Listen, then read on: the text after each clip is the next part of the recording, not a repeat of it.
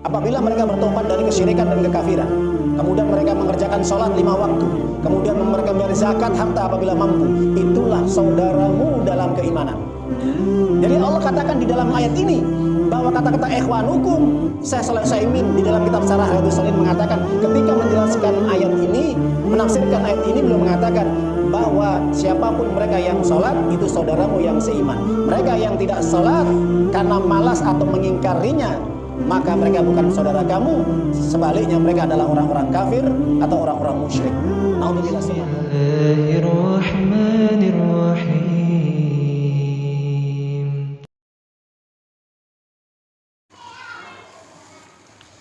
Assalamualaikum warahmatullahi wabarakatuh.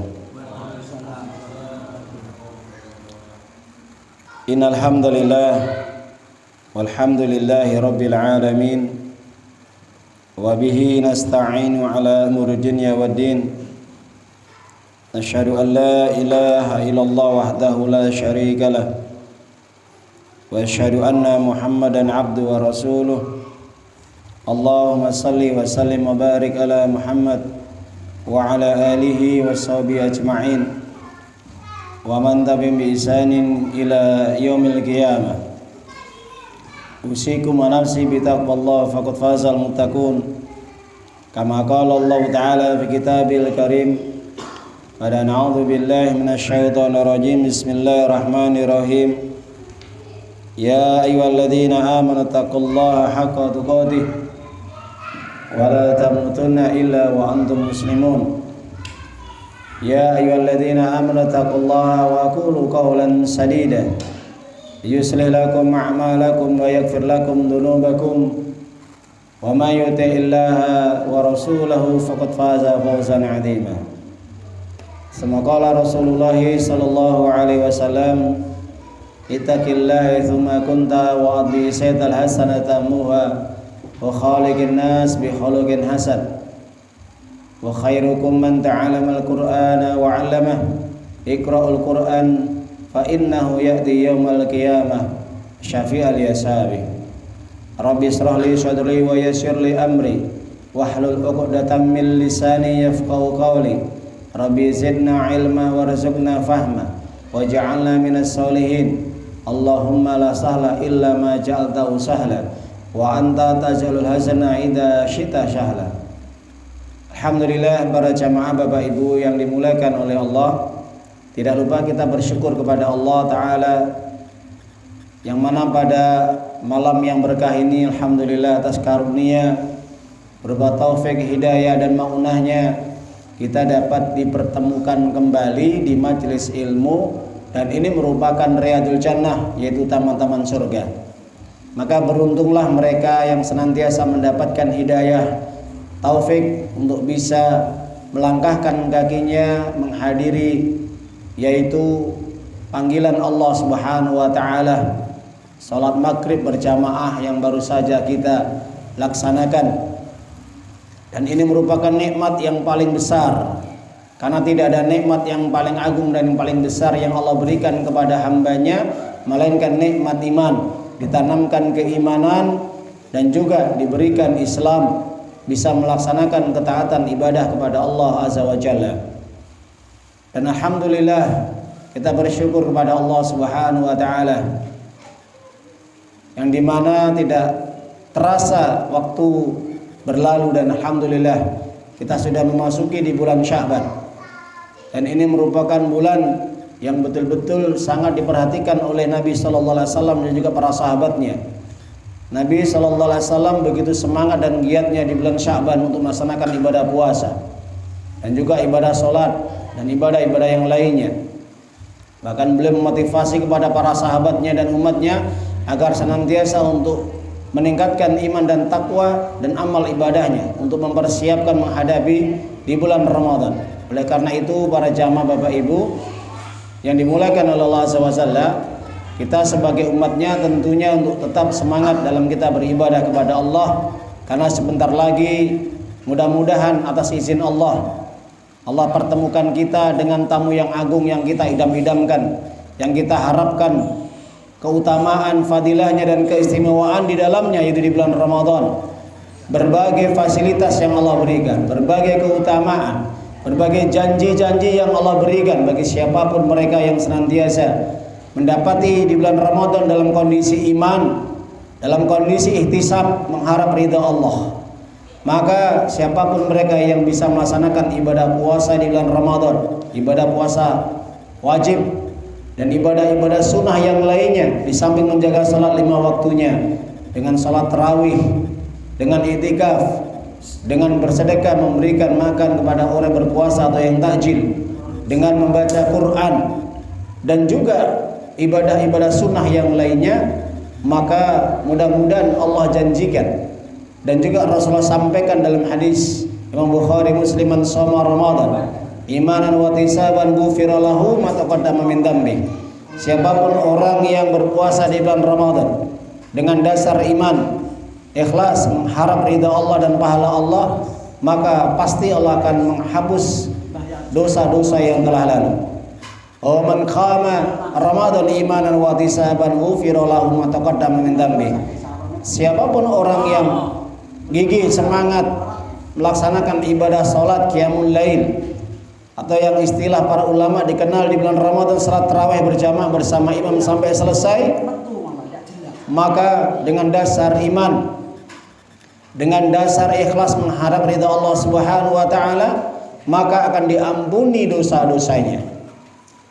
Begitulah Nabi sallallahu alaihi wasallam menyampaikan kepada kita sebagai umat yang hidup di akhir zaman ini. Tentunya kita harus semangat untuk senantiasa mengikuti, untuk senantiasa kita meneladani sunnah-sunnah beliau, syariat yang beliau ajarkan kepada umatnya.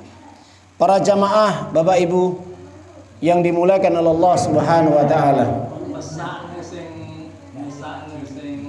Kalau kita tadi menyemak, mendengarkan, meresapi, menghayati apa yang dibacakan oleh imam di dalam sholat tadi, kita bisa merenungi, mentadaburi, yaitu di antara yang dibacakan imam tadi surat Al-Jumu'ah, surat yang ke-62.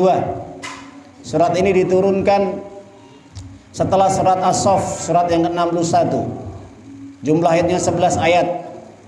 Surat ini diturunkan di Madinah dengan istilah para ulama ahli bahasa dan ahli tafsir, maka termasuk digolongkan suratul Madaniyah, surat yang diturunkan di kota Madinah. Para jamaah Bapak Ibu rahimana rahimakumullah taala, bahwa apa yang dibacakan imam ada 3 ayat tadi di akhir surat tadi, ayat 9, 10 dan 11, bahwa di situ Allah memerintahkan ada beberapa hal yang harus kita perhatikan di antara perintah Allah. Yang pertama, Allah perintahkan kepada kita agar senantiasa kita untuk terus memperhatikan panggilan Allah. Ketika Allah memanggil kita sebagai orang muslim yang mengaku beriman, maka tentunya setiap panggilan Allah pasti akan kita jawab. Di samping kita mendengar, pasti kita akan jawab. Maka di situ Allah memanggil, ya ayyuhalladzina amanu idza nudiya lis-shalah min yaumil jumu'ah. Allah memanggil setiap orang yang mengaku beriman untuk melaksanakan ibadah salat Jum'ah. Dan kemudian Allah ingatkan agar senantiasa mereka meninggalkan jual beli, wadarul bai', ya, hendaknya mereka meninggalkan jual beli. Was'au ila dzikrillahi wadarul bai', dan hendaknya mereka menuju untuk senantiasa mengingat Allah, untuk melaksanakan salat Jumat dan tinggalkan jual beli. Maka di saat ada kumandang azan salat Jumat ataupun salat 5 waktu, maka haram untuk melaksanakan jual beli atau transaksi atau bisnis atau usaha.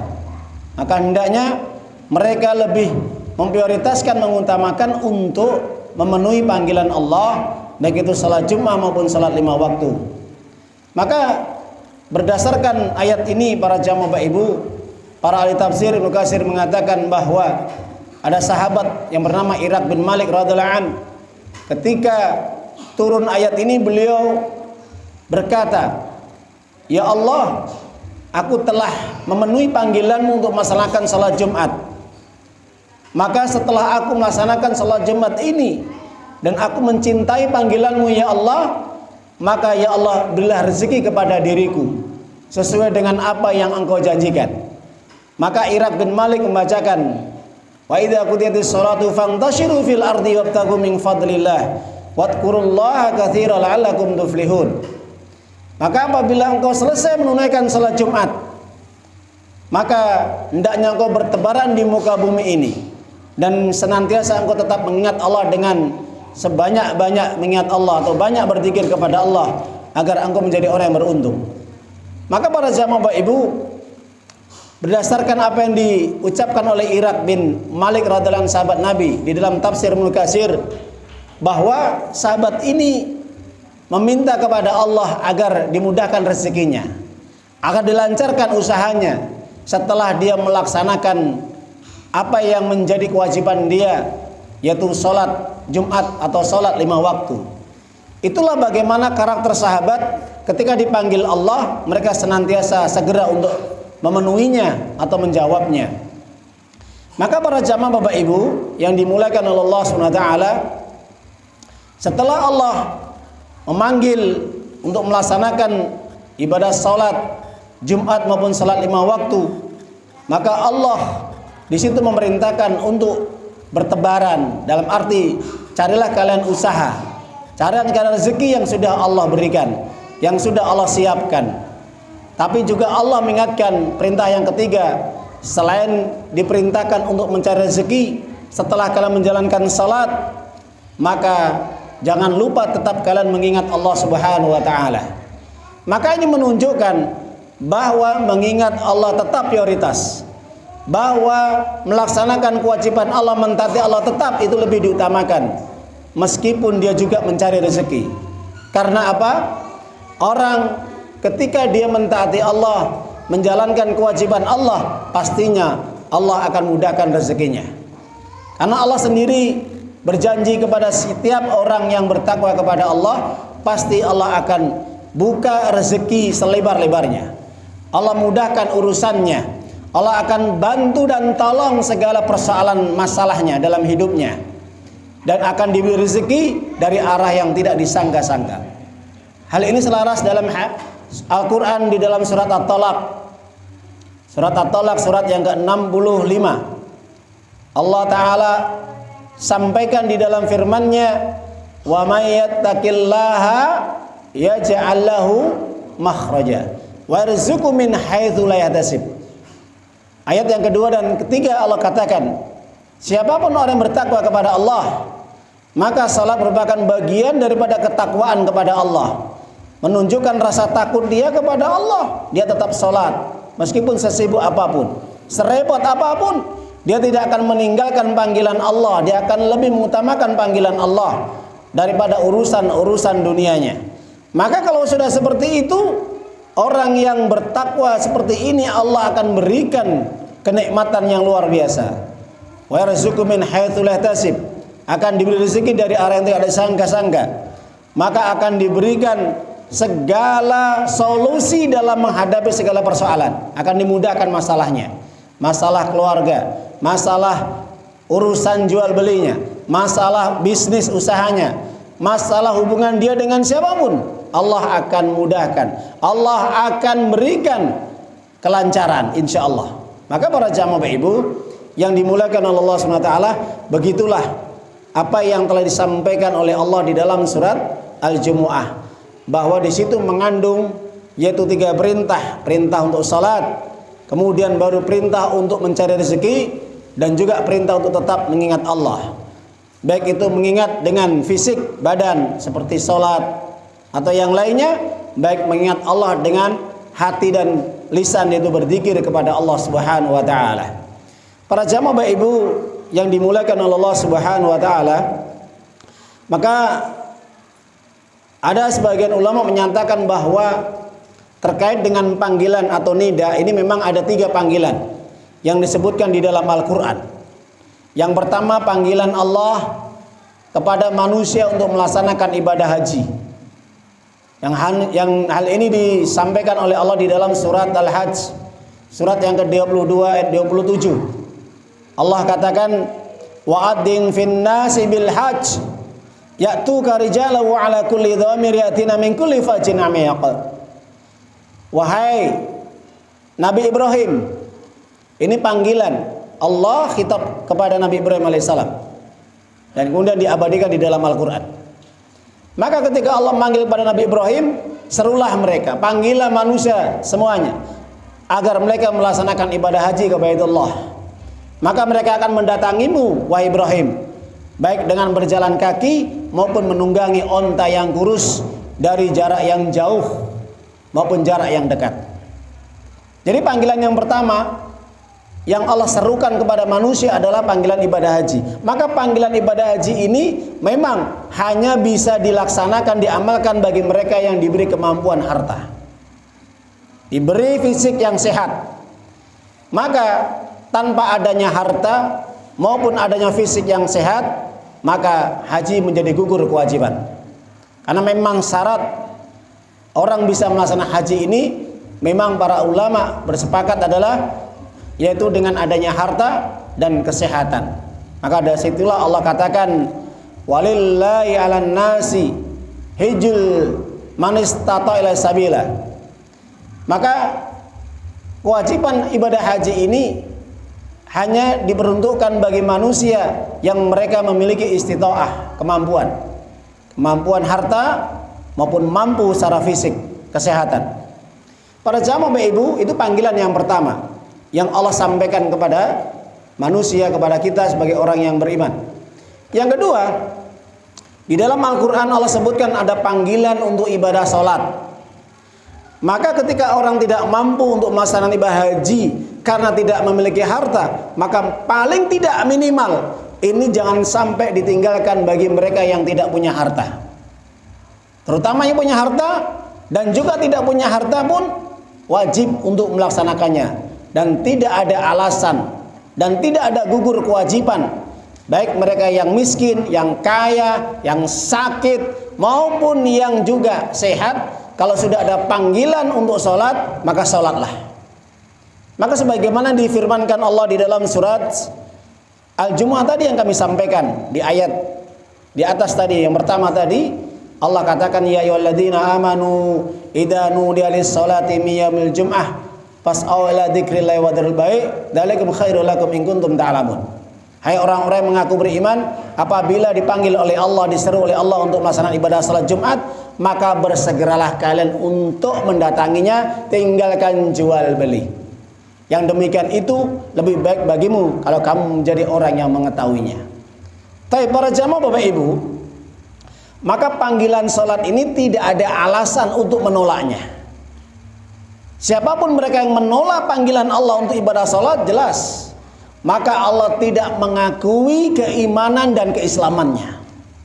Berbeda dengan ibadah haji, maka di situ ada pengecualian bagi mereka dipanggil ibadah haji, bagi mereka yang mampu. Yang tidak mampu gugur kewajiban. Maka berbeda dengan ibadah salat. Maka salat ini merupakan salah satu daripada pondasi iman seseorang.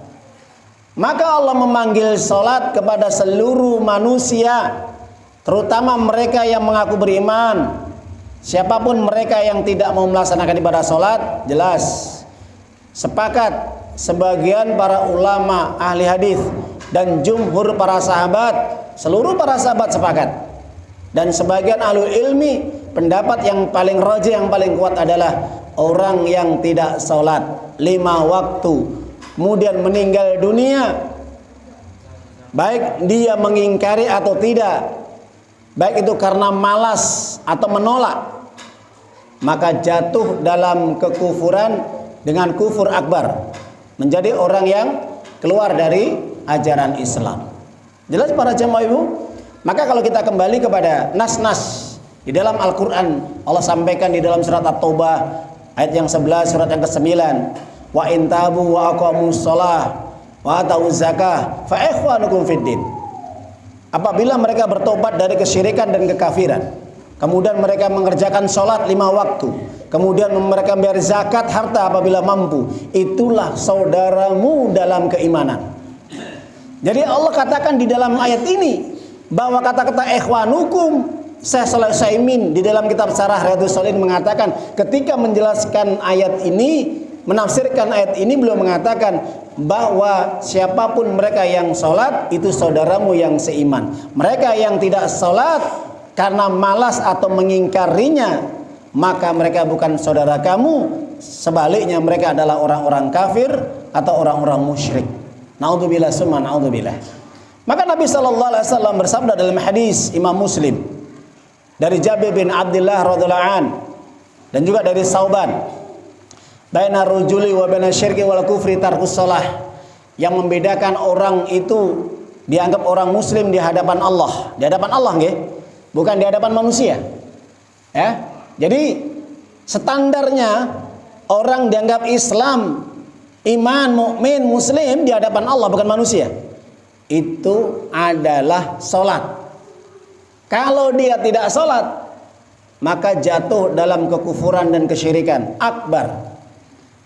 Bahkan Syekhul Islam Ibn Taimiyah ketika menjelaskan hadis ini, setiap lafaz, redaksi yang di situ menggunakan bentuk isim ma'rifat, bukan nakirah, ma'rifat, yang di situ ada awalan alif lam, itu menunjukkan akbar, besar, bukan asgor, kecil, bukan. Jelas Bapak Ibu nggih? Bedakan antara isim ma'rifat dengan nakirah. Ini dalam segi bahasa.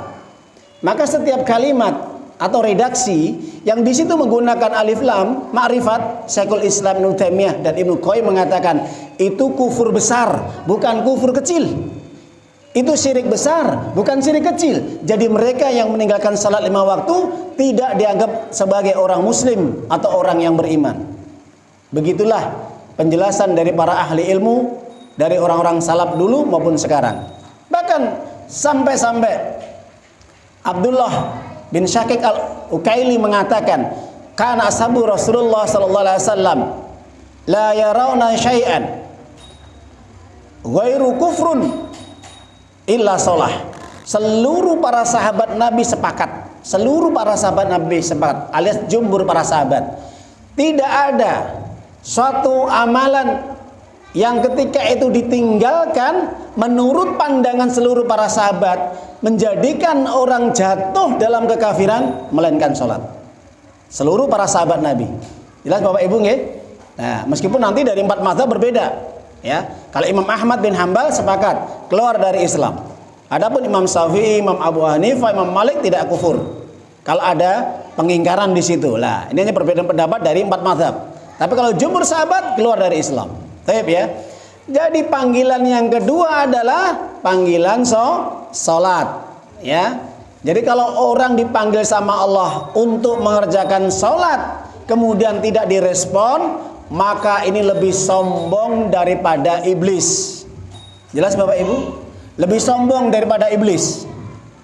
Iblis ketika dipanggil oleh Allah untuk taat kepadanya, untuk sujud di hadapannya, pasti akan dilaksanakan oleh iblis. Cuman hanya satu saja yang diingkari iblis.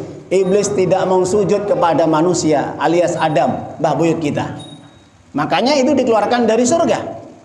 Kenapa? Karena dia merasa terbuat dari api sedangkan Adam terbuat dari tanah. Itu aja. Tapi iblis tidak pernah membangkang dari perintah-perintah yang lain. Jadi kalau ada manusia yang mereka menolak panggilan Allah untuk sujud di hadapan Allah, kemudian dia tidak mau sujud alias tidak mau sholat, maka Imam Dhahabi mengatakan orang seperti ini lebih sombong daripada iblis. Waliyadzubillah. Jadi para jamaah Bapak Ibu, kira-kira ya, adakah sifat sombong yang lebih besar daripada orang-orang yang tidak mau sujud kepada Allah? Ada? Tidak ada. Jadi sifat yang paling sombong kepada Allah, orang tidak mau sujud kepada Allah Subhanahu wa taala. Dan itulah yang dinamakan para ulama syirik besar. Syirik besar. Jelas para jamaah? Yang ketiga adalah panggilan kematian. Ketika orang sudah dipanggil oleh Allah untuk sholat, baik dia mengerjakan, memenuhi, menghadirinya, atau dia menolaknya, membangkang atau menyombongkan diri, maka siap-siap dengan panggilan yang ketiga para jamaah Bapak Ibu. Apa panggilan yang ketiga? Panggilan kematian. Maka beruntunglah, berbahagialah orang-orang yang hidupnya diisi dengan ketaatan, amal soleh, kebajikan.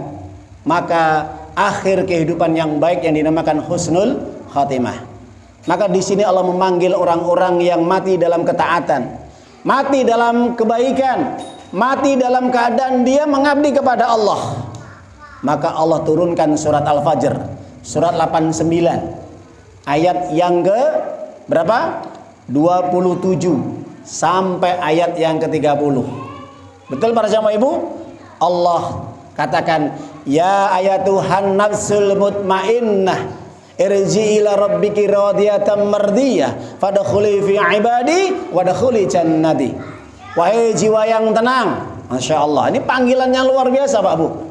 Ini panggilan di saat orang nanti detik-detik kematian mengalami sakaratul maut, Allah panggil jiwa-jiwa yang berada dalam ketaatan itu dengan kalimat jiwa mutmain atau nafsul mutmainnah, jiwa yang penuh dengan ridha Allah. Allah ridho, dia juga ridho kepada Allah.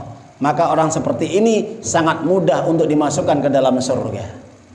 Jadi para jamaah Bapak Ibu, kalau orang semasa hidupnya dipanggil oleh Allah tidak mau sholat, tidak mau ibadah-ibadah yang lainnya, kira-kira apa yang pantas untuk dia dapatkan panggilan dari Allah? Mungkin jiwa yang keji. Sebagaimana Nabi sabdakan dalam hadis Imam Bukhari, wahai jiwa yang busuk, wahai jiwa yang keji. Ya, jadi nafsul khabis atau khabisah. Jadi Nabi mengatakan dalam hadis, ketika orang-orang kafir, orang musyrik semasa hidupnya tidak mau ibadah kepada Allah, tidak mau sujud, tidak mau salat, dan tidak mentaati kewajiban-kewajiban yang lain, maka dipanggil dengan kata-kata jiwa yang busuk, jiwa yang keji, jiwa yang buruk, siap-siap mendapatkan kemurkaan dari Allah dan siksa Allah baik di alam barzah sampai nanti pada hari kiamat. Naudzubillah summa naudzubillah. Begitu para jamaah Ibu, para ulama menyampaikan di dalam Al-Quran dan hadis Nabi ada 3 panggilan. Panggilan haji, panggilan sholat, dan terakhir panggilan siap untuk menyambut kematian. Semoga kita yang hadir di sini mudah-mudahan menjadi orang-orang yang bisa melaksanakan 3 panggilan. Paling tidak 2 panggilan. Panggilan sholat terus kita jaga, kita penuhi. Dan terakhir sampai nyawa kita diambil oleh Allah, roh kita dicabut oleh malaikat maut, dalam kondisi kita tetap dalam ketaatan kepada Allah sehingga mendapat predikat husnul khatimah. Amin ya rabbal alamin. Ayyuhalladzina amanu ittaqullaha haqqa tuqatih wa la tamutunna illa wa antum muslimun.